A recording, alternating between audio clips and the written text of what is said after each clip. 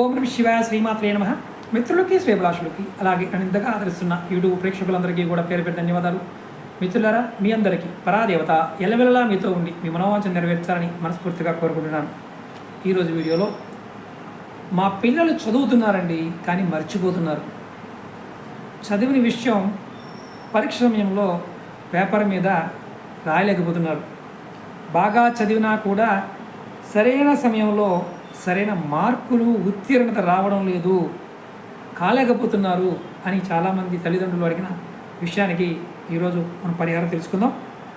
అయితే మీరు ఖచ్చితంగా ఈ తేలికని పరిహారాన్ని ప్రయత్నించేయండి.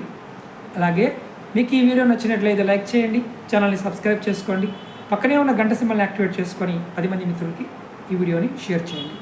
అలాగే ఎవరైనా నా జాతక పరిశీలన కానీ నాతో మాట్లాడాలని కానీ సమస్యల పరిష్కారం తెలుసుకోవాలనుకునేవారు వీడియో డిస్క్రిప్షన్లో నెంబర్ ఇవ్వడం జరిగింది. ఆ నెంబర్ కాంటాక్ట్ చేసి అపాయింట్మెంట్ తీసుకోవచ్చు. అలాగే దేవతా వస్తువులు కావాలనుకునేవారు కూడా మీరు మన ఈ-కామర్స్ వెబ్సైట్లోకి వెళ్ళి కొనుక్కోవచ్చు. ఏం చేయాలో చెప్తాను.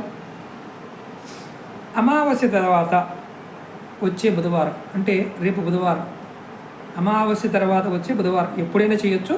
రేపు కూడా ఉంది కాబట్టి రేపు కూడా చేయవచ్చు. రావి చెట్టు దగ్గరికి వెళ్ళి ధూపము దీపము నైవేద్యం సమర్పించి రావి చెట్టు చుట్టూదా 11 ప్రదక్షిణలు పూర్తి చేసి ఆ తర్వాత ఉత్తర దిక్కున ఉన్న రావి చెట్టు కొమ్మ ఒక అందమైన ఆకులు, అంటే నీట్గా ఉన్న 5 ఆకుల్ని, ఉత్తరం వైపు ఉన్న ఆకుల్ని తీసుకొని వాటిని ఒక మంచి వస్త్రంలో శుభ్రంగా తుడిచి ఒక తేనె సీసాలో ఈ 5 ఆకుల్ని వేయండి. మరుసటి రోజు అంటే గురువారం నాడు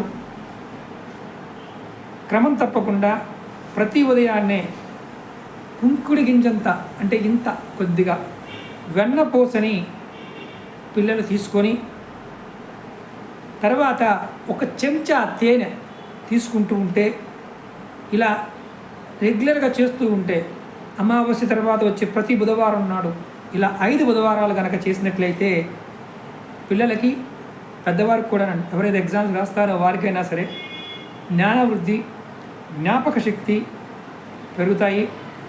ఉత్తమ శ్రేణిలో మంచి ఫలితాలను పొందుతారు. అలాగే కవులుగా ఉన్నవారు, గాయకులుగా ఉన్నవారు, నటులుగా ఉన్నవారు కూడా క్రమం తప్పకుండా రెగ్యులర్గా 5 సంవత్సరాల పాటు నియమనిష్టలతో ఇది పాటిస్తే అమృతం, అంటే వారు ఎవరైతే చేస్తున్నారో వారు అమృతం తీసుకున్న విధంగా ఫలితాన్ని, బ్రహ్మతో సమానమైన శక్తిని పొందుతారని శాస్త్రం చెప్తుంది. ఇక్కడ ఒక విషయం గుర్తుంచుకోవాలి. మనం ఏదైతే ఆకులు వేసామో ఆ తేనె బాటిల్ నుంచి ఒక తేనె స్పూన్ తీసుకోవాలనేది గుర్తుంచుకోండి.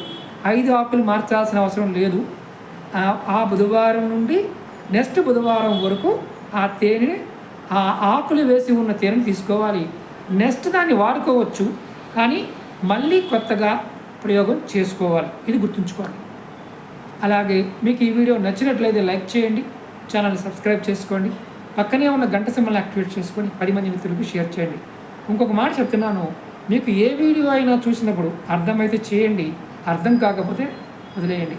అర్థం కాని దాని గురించి ఎక్కువగా ఆలోచించకండి. నెంబర్ ఆఫ్ వీడియోస్ ఉన్నాయి, ప్రయత్నించేయండి. ఓం నమః శివాయ శ్రీమాత్రే నమః.